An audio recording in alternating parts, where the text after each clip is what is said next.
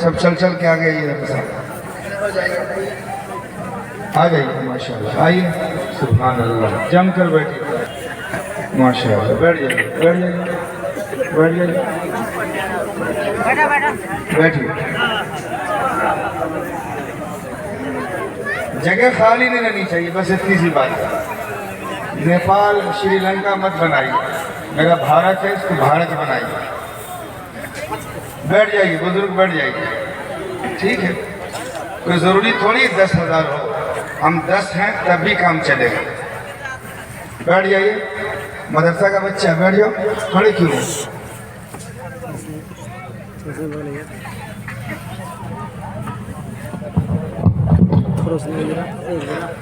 بس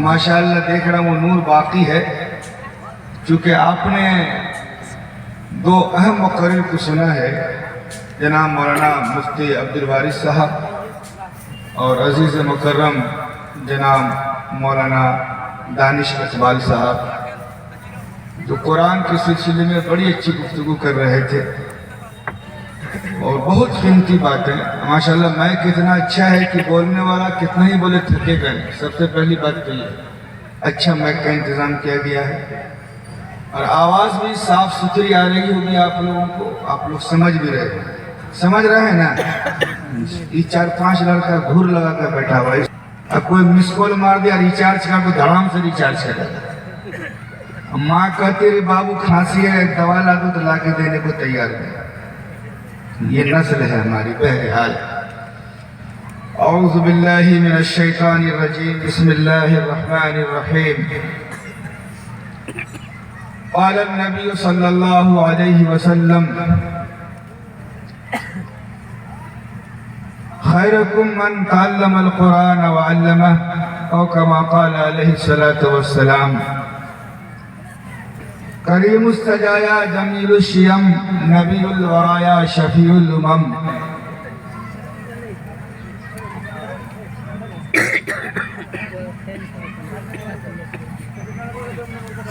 یہ اچھا کر رہے ہیں بہت اچھا ماشاءاللہ اٹھا دی اس کو اٹھائیے ایک تو ادھر کونا میں پڑا اس کو اٹھائیے بھی بندوق گولا بم کے عادی ہو نہیں سکتے نبی کے چاہنے والے فسادی ہو نہیں سکتے کبھی بندوق گولا بم کے عادی ہو نہیں سکتے نبی کے چاہنے والے فسادی ہو نہیں سکتے یہ مدرسے قرآن کی احادیث کی تعلیم دیتے ہیں یہاں پیدا کبھی آتنکوادی ہو نہیں سکتے معزز و مکرم حضرات علماء کرام بزرگان ملت معزز سامعین اس مدرسہ کے ناظم محترم مدرسین منتظمین اراکین اجلاس اور آپ تمام سامعین قابل مبارکباد ہے کہ آپ لوگوں نے خوبصورت جلسہ سجایا ہے بنایا ہے اور اس جلسے کو آپ کامیاب کرنے کے لیے گھر چھوڑ کے آئے ہیں ہم اگر 130 کلومیٹر سے آئے ہیں ایک مقصد کے تحت آئے ہیں آپ اگر 2 کلومیٹر 10 کلومیٹر سے اور آپ کا مقصد ہم سے بڑا ہے ہم سنانے آئے ہیں آپ سننے آئے ہیں ہم بولنے آئے ہیں آپ عمل کرنے آئے ہیں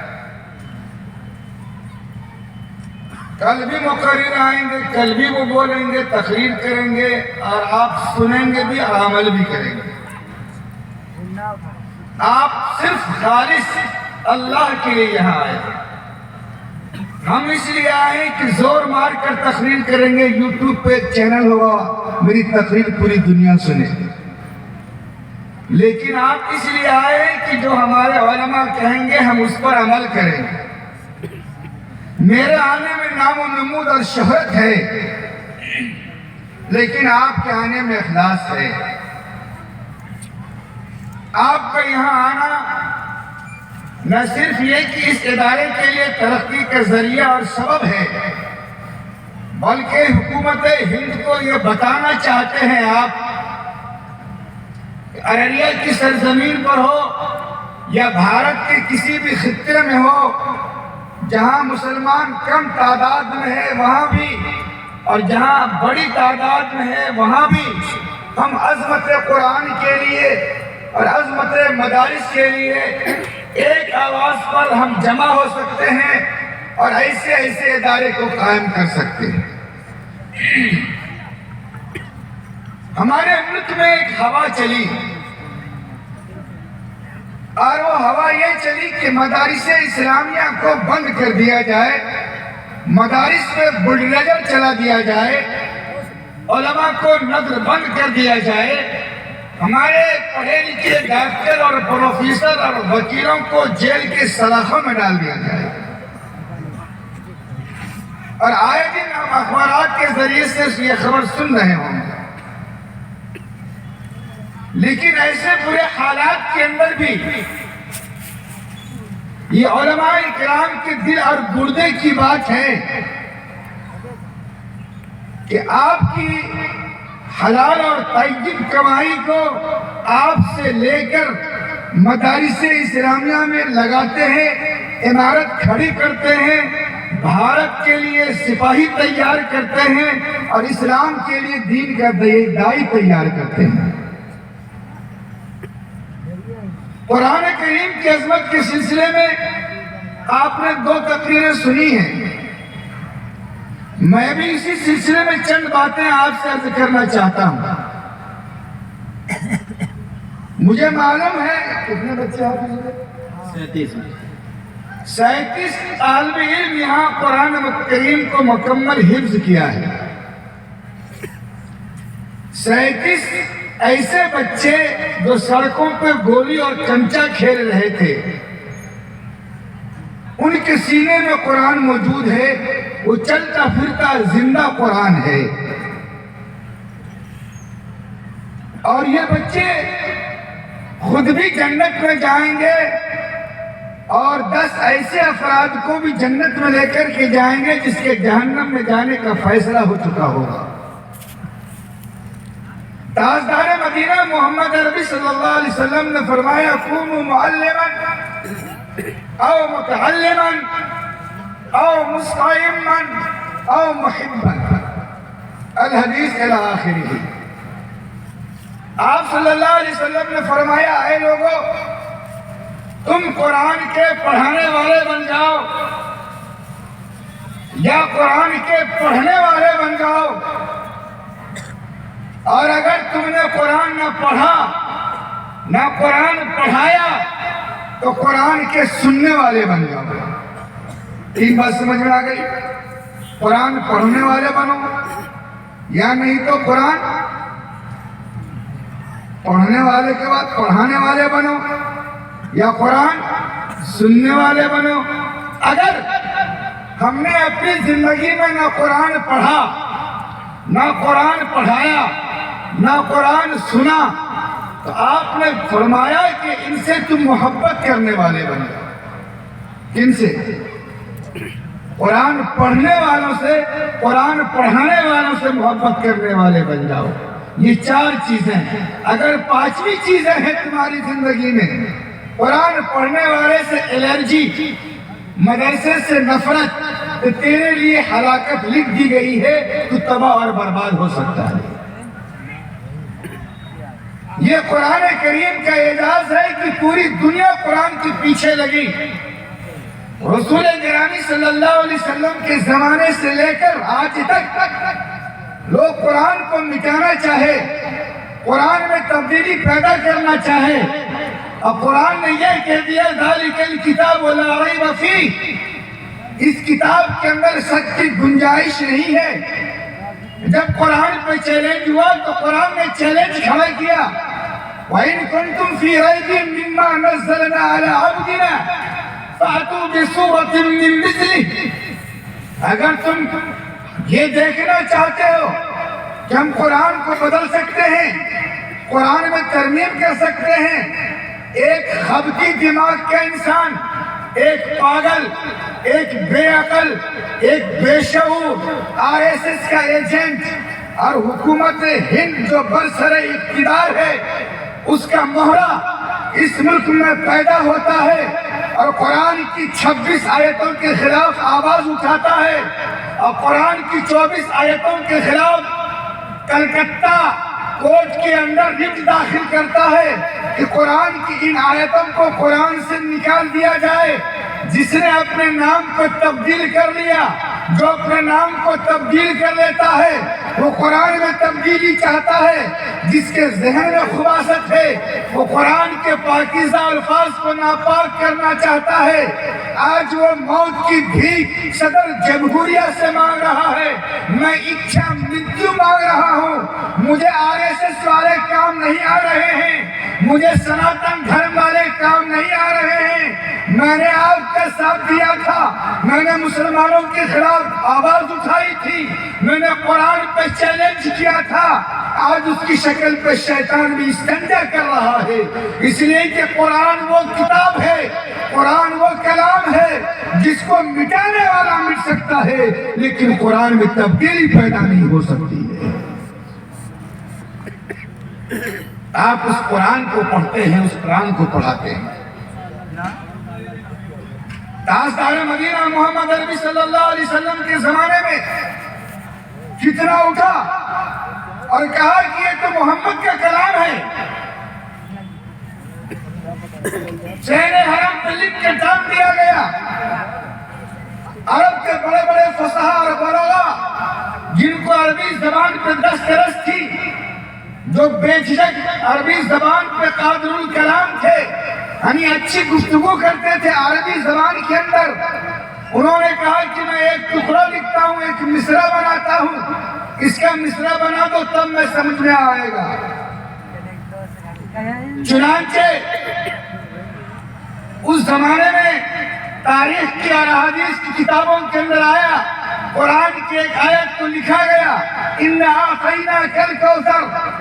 عرب جمع ہوئے، عرب کے بڑے بڑے شعراء جمع ہوئے، بڑی بڑی زبان دانی کے افراد جمع ہوئے جن کو عربی زبان پر عبور تھا، جو عربی میں اشعار کہا کرتے تھے، عاجز اور پریشان ہو گئے۔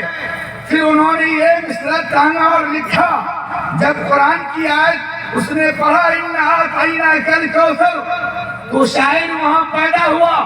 پھر اس نے لکھا مَا هَذَا كَلَامُ الْبَشَرِ، یہ انسان کا کلام ہو ہی نہیں سکتا ہے، یہ تو کلام اللہ ہے جس کی تاثیر الگ ہے، جس کی چاشنی الگ ہے، جس کی مٹھاس الگ ہے، جس میں شبنم کی ٹھنڈک ہے اور قند و نبات کی مٹھاس موجود ہے۔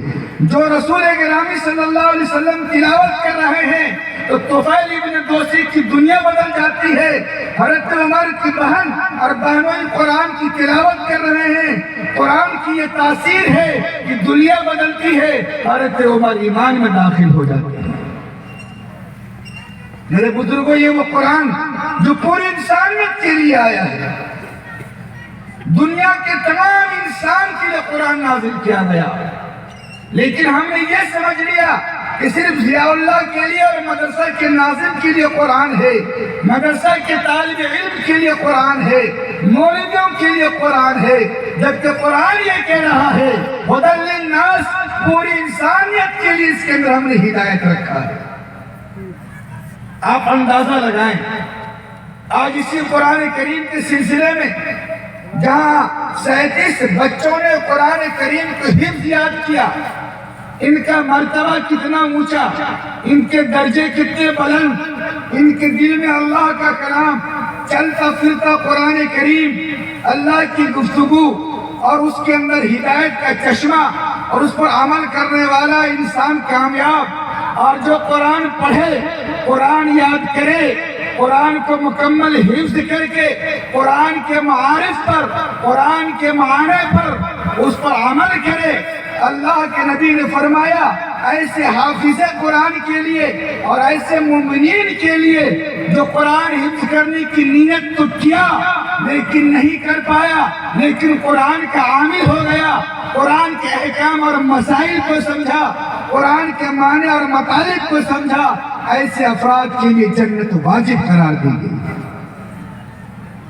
اب اس کے اندر مکھیا کا بیٹا ہو، سرپنچ کا بیٹا ہو، امیر کا بیٹا ہو، ایم ایل اے کا بیٹا ہو، کسی چیز کی کوئی قید نہیں۔ ایک چرواہے کا اگر بیٹا ہے، ایک گاؤں اور دیہات میں مزدوری کرنے والے کا بیٹا ہے، اگر وہ قرآن کا حافظ ہو گیا ہے، قرآن کے حافظ ہونے کے بعد اس پر عمل کرنے والا بن گیا ہے، تو وہ جو گاؤں میں کدال چلاتا ہے، وہ جو گاؤں میں کھیت جوتتا ہے، وہ جو بڑے لوگوں کی مزدوری کرتا ہے، وہ جنت میں جائے گا، ماں باپ کو جنت میں لے کر کے جائے گا۔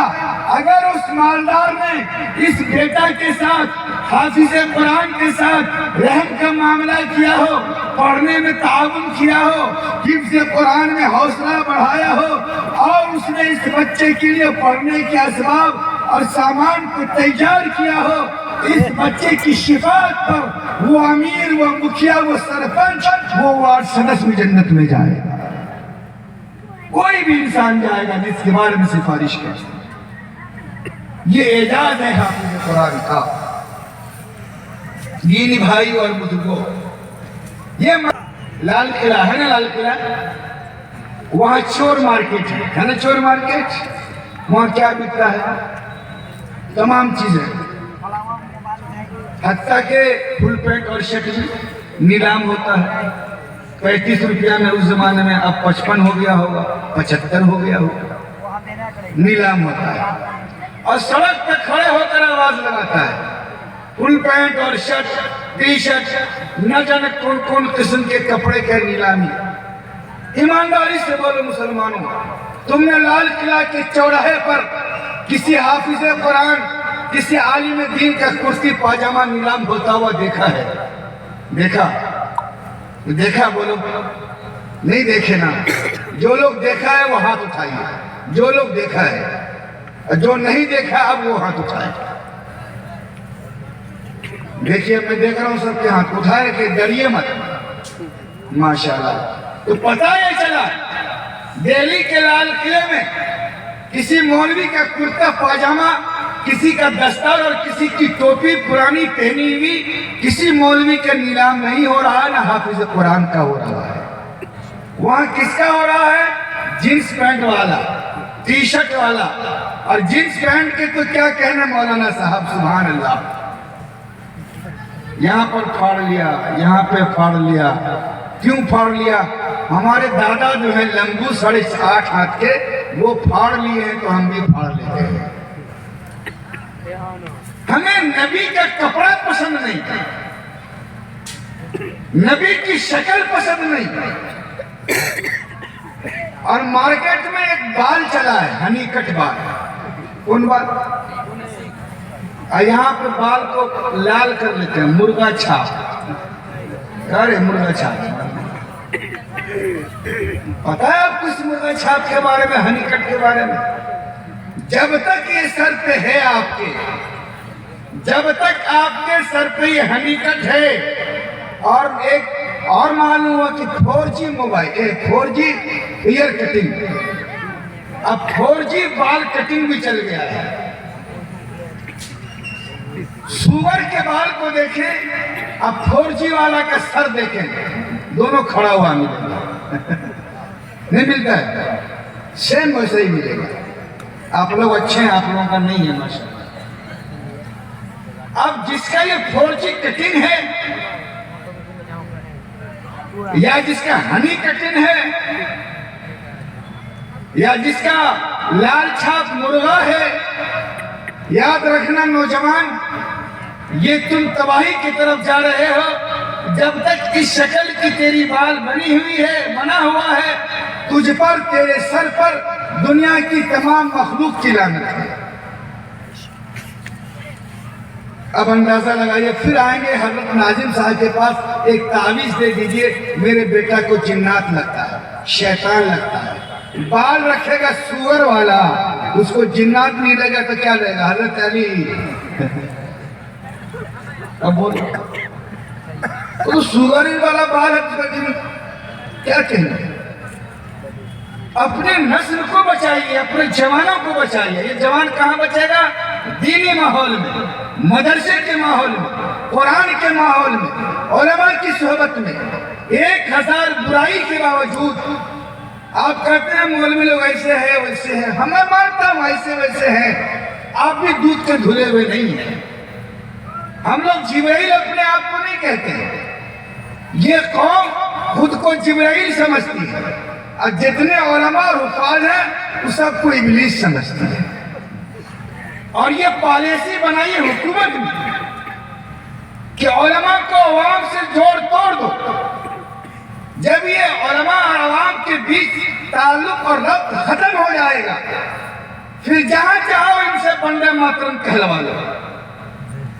یہ جو ہمارا نوجوان نسل ہے، یہ اسکولوں میں جاتا ہے، primary school, middle school, high school, secondary school. آپ کے محلے علاقے میں بھی اسکول ہوں گے۔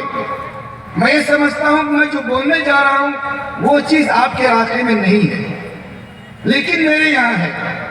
میں اس کے خلاف تحریک چلا رہا ہوں، گفتگو بھی لوگوں سے کر رہا ہوں، لوگ ماشاءاللہ تبدیلی بھی پیدا کر رہے ہیں۔ ہر صبح ہمارے اولاد کو مشرک بنایا جاتا ہے، کافر بنایا جاتا ہے۔ مسلمان گھر کا بچہ ہے، ماں بھی مسلمان، باپ بھی مسلمان، اسکول پہنچتے ہی بندے ماترم اور پتہ نہیں کیا کیا پڑھایا جاتا ہے، سکھایا جاتا ہے، بتایا جاتا ہے، تو اس کے ایمان کی دھجی اڑا دی جاتی ہے۔ ماں بھی خوش، باپ بھی خوش، میرا بیٹا اسکول میں گیا پڑھنے کے لیے، منع نہیں ہے اسکول میں پڑھانے سے، لیکن ایسے اسکول میں بھیجیے جہاں آپ کے بچوں کی صحیح تعلیم و تربیت ہو، جہاں اس کو دین سکھایا جائے، جہاں اس کو بھارت سے پریم سکھایا جائے، دیش بھکتی سکھائی جائے، اور دیش بھکتی کے آڑ میں آپ کی نسل کو، آپ کے بچوں کو تباہ نہ کیا جائے۔ دیش بھکتی کے آڑ میں آپ کے بچوں کو اسلام سے خارج نہ کیا جائے۔ ایسے اسکول کا انتخاب کیجیے، ایسے مدرسوں میں آپ اپنے بچوں کو بھیجیے جہاں آپ کے بچے کا ایمان اور عقائد درست ہو سکے۔ اور وہ کہاں ہوگا؟ جب یہ دینی ادارے قائم ہیں، یہ دین کے قلعے ہیں، ان کو مضبوط کرنا، ان میں ٹھنڈا پانی ڈالنا، یہ آپ کی ذمہ داری ہے۔ جس طریقے سے آپ اپنی نسل کے لیے سوچتے ہیں، آپ اپنے گھر کے لیے سوچتے ہیں، آپ اپنے بال بچوں کے لیے سوچتے ہیں، اسی طریقے سے مدارس کے لیے بھی سوچنا آپ کا دینی فریضہ ہے۔ اگر آپ نے مدارس کے لیے نہیں سوچا تو یاد رکھیے وہ وقت تاریخ کی 47 کے اندر جب ہم آزادی کی لہر میں تھے، جب انگریزوں سے ٹکرا گئے آپ اور آپ کے باپ اور دادا، جو لوگ آج چودھری بن کر بیٹھے ہیں، جنہوں نے انگریزوں سے اپنی غلامی کی اور رہائی کی درخواست لکھی تھی، مجھے چھوڑ دیا جائے، وہ لوگ آج سلطنت پر بیٹھے ہیں جن کے باپ اور دادا نے گردنیں کٹائی تھی، شاملی کے میدان کو رنگین کیا تھا، پانی پت کے میدان کو رنگین کیا تھا۔ آج آزاد بھارت کے اندر غلام سے بھی بدتر زندگی گزار رہا ہے۔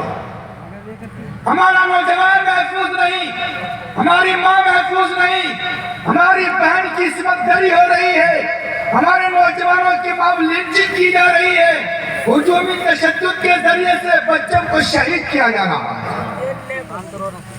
ایک وقت تھا جب جنازہ پڑھانے والا اس ملک میں نہیں ملا، جب ہم نے اس ملک کی آزادی کی دور میں اپنے آپ کو آگے کیا اور پیش کیا، تو کون سا درخت اور کون سی ٹہنی ایسی نہ تھی جس پہ علماء کرام کی لاش نہ لٹکی ہوئی ہو؟ انگریزوں کا کون سا ایسا ٹاپ تھا جس کے دہانے پہ علماء کی لاش کو لٹکا کر فائر نہ کر دیا گیا ہو؟ تب جا کر یہ ملک آزاد ہوا۔ پھر یہ ہوا کہ جنازہ پڑھانے والا نہیں ملا، بغیر جنازے کے آپ کے باپ اور دادا کو، جنہوں نے اس ملک کی آزادی کی لڑائی لڑی تھی، بغیر جنازہ کی مٹی کے اندر دفن کر دیا گیا۔ یہ آپ کی تاریخ ہے۔ آج ماحول بدل رہے ہیں، حالات بدل رہے ہیں، ہم اپنے آپ کو دیش کے لیے قربان کرنا جانتے ہیں. دیش کے ذرے ذرے پر آپ کی ملکیت ہے, آپ کا خون لگا ہوا ہے. ہم دستور کو مانتے ہیں. ہم ڈاکٹر بھیم راؤ امبیڈکر نے جو کتاب بنایا, جو اصول اور دستور تیار کیے, ہندوستان کا ہر بچہ, جوان اور بوڑھا اس دستور پہ چلنا اپنے لیے فخر سمجھتا ہے. لیکن افسوس یہ ہے کہ اس ملک میں کچھ لوگ دستور کی گفتگو نہیں کر رہے ہیں, جمہوریت کی گفتگو نہیں ہو رہی ہے. وہ RSS کے پرچہ کو پڑھ کے بھارت جیسے مہان دیش پر اس پرچے کو نافذ کرنا چاہتے ہیں. لیکن جب تک یہ مدارس زندہ ہے, مدارس کے علماء زندہ ہے, یہ کام نہ ہو سکا ہے اور نہ آنے والے وقت میں ہونے دیں گے کہ انشاءاللہ. انشاءاللہ. اس لیے مدارس کو زندہ کرنا آپ کی دینی ذمہ داری ہے, مدارس کو چلانا آپ کی ذمہ داری ہے, اس کے لیے قربانی پیش کرنا آپ کی ذمہ داری ہے. اچھا, ہم نے مکان کس کے لیے بنایا؟ بیٹا کے لیے. ارے بیٹا کے لیے نا. آپ کا ابا گھر کس کے لیے بنایا؟ آپ کے لیے بیٹا.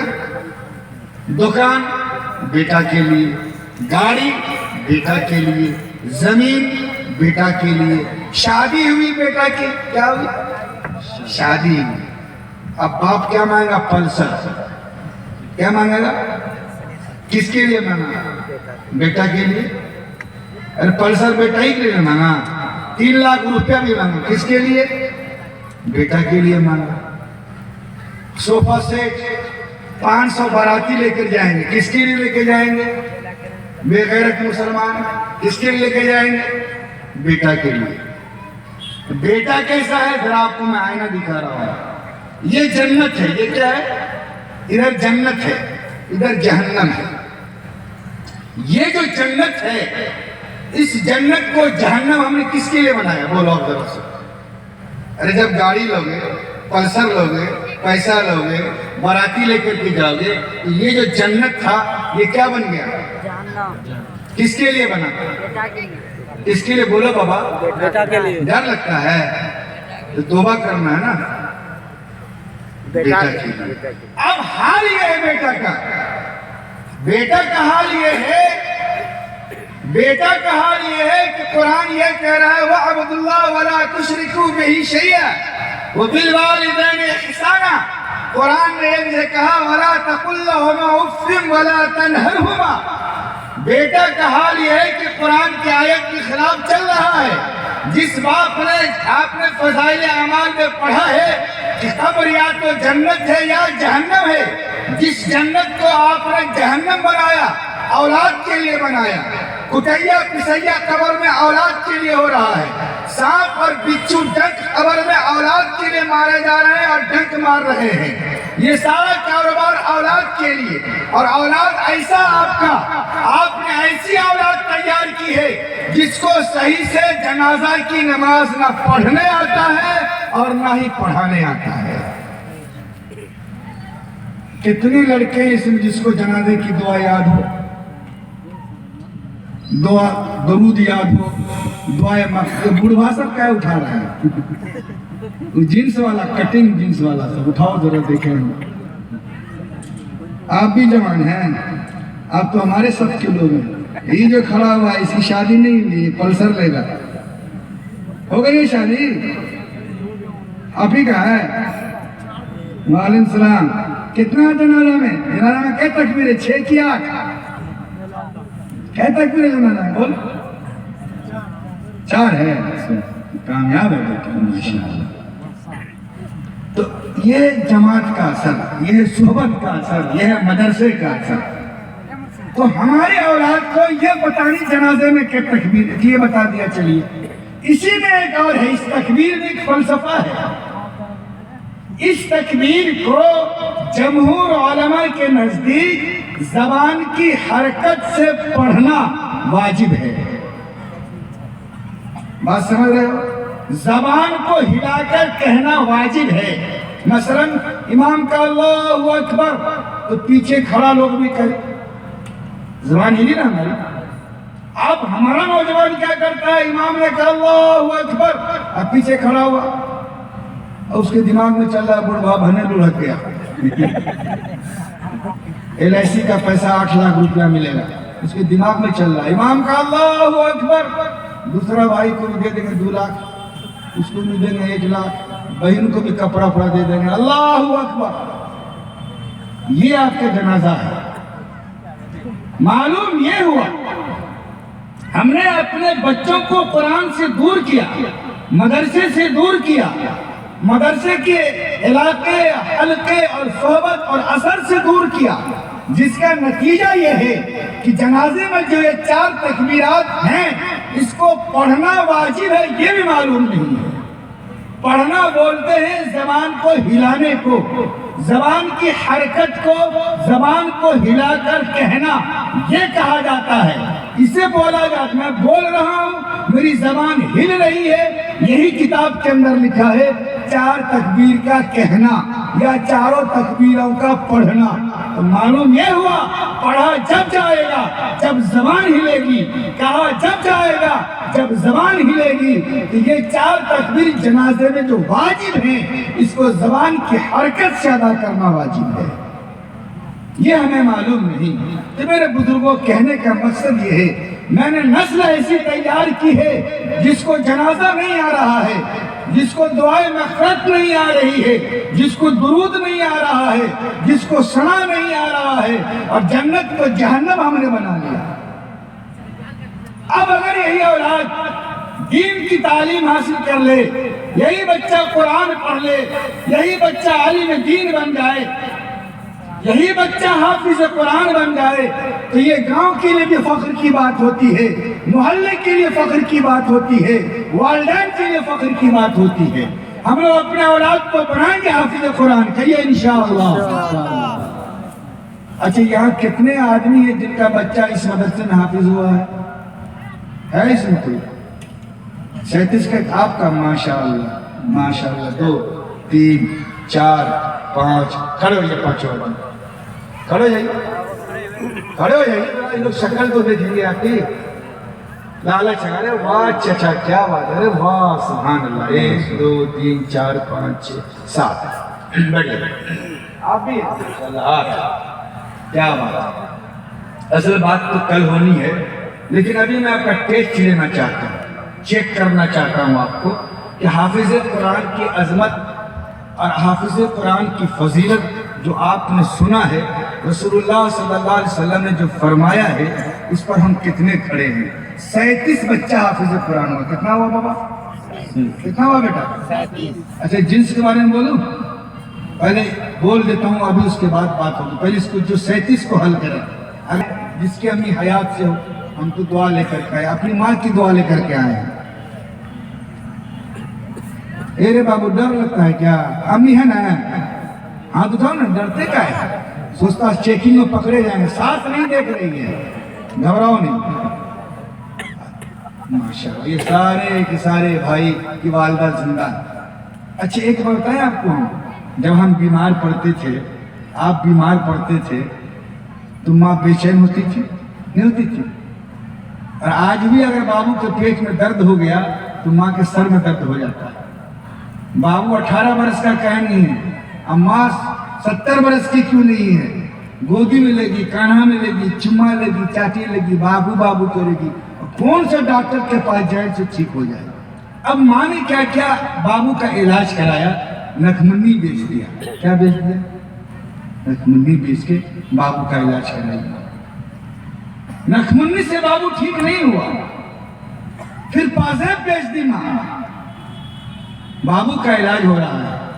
اب باپ مدراس میں، چنئی میں، کشمیر میں 3 منزلہ بلڈنگ پہ کھڑا ہوا، مکان کو ڈینٹنگ پینٹنگ کر رہا ہے، عمارت بنا رہا ہے۔ فون گیا یہاں سے، ضیاء اللہ کے بابا کہاں ہیں؟ کہا ہم 3 منزلہ پہ چڑھے ہیں، بابو کا طبیعت بہت خراب ہے۔ ماں کیا کہہ رہی ہے؟ بابو کا طبیعت، میں آسان بول رہا ہوں تاکہ آپ کو سمجھیں، بابو کا طبیعت بہت خراب ہے۔ اب 3 منزلہ بلڈنگ پہ ہے وہ، ماں کا یہاں سے فون گیا، باپ پریشان، گر گر پسینہ چل رہا ہے، गरगर समझते? चूरा पसीना उसके जिस्म से चूरा 3 मंजिला इमारत पर है, और हड़बड़ा करके बाप की मोहब्बत में घर से खून गया, हड़बड़ाहट में बाप नीचे गिर गया। ऐसा होता है कि नहीं होता है? बाप शहीद हो गया इस औलाद के लिए, माँ ने नखमनी और पासेब बेच दिया इस औलाद के लिए। आप अंदाजा लगाइए कितनी मोहब्बत है माँ को, और आप मोहब्बत का अंदाजा इससे लगाइए आप, वो माँ जब हम माँ के पेट में थे 6 महीने के 4 महीने के, जब हम माँ की गोद में माँ की शिकम में परवरिश पा रहे थे, और माँ हमारी मजदूरी कर रही थी, सर पे गेहूं का गट्ठर था, धान का बोझा था, और माँ हमारी चली जा रही है, सेहत कमजोर है, गिर पड़ी, फिर बोझा उठाया, फिर चली, और उस अमीर के घर उस बोझे को उतार देती है, और अपने बेटी की परवरिश पेट में कर रही है, अपने जिस्म के खून को निचोड़ कर 9 महीने तक हमारी परवरिश हमारी माँ ने की है, आपकी माँ ने आपकी 2.5 साल तक जिस्म के खून को निचोड़ कर दूध की शक्ल में हमें पिलाया, बढ़ाया और परवान चढ़ाया। वो माँ जिसके एक कतरे दूध का कर्ज, एक कतरा, समझ रहे हैं, एक कतरा दूध का कर्ज जिसका अदा नहीं कर सकते, वो माँ जिसके जिस्म के और जिसके तलवे को चाट कर जख्म कर दो, फिर भी एक सांस जो नीचे गया और एक सांस जो ऊपर आया, उसमें जो एक पल लगा, वो पल चिपकना, आंख का पल, उस पल चिपकने की कीमत भी हम और आप अदा नहीं कर सकते। माँ इतनी रहीम, इतनी शफीक, इतनी मेहरबान होती है औलाद के लिए। मेरे दोस्तों, आज जो हम सड़कों पर चल रहे हैं, मौज और मस्ती कर रहे हैं, मेरी माँ की दुआओं का असर है, बाप की मेहनत का असर है।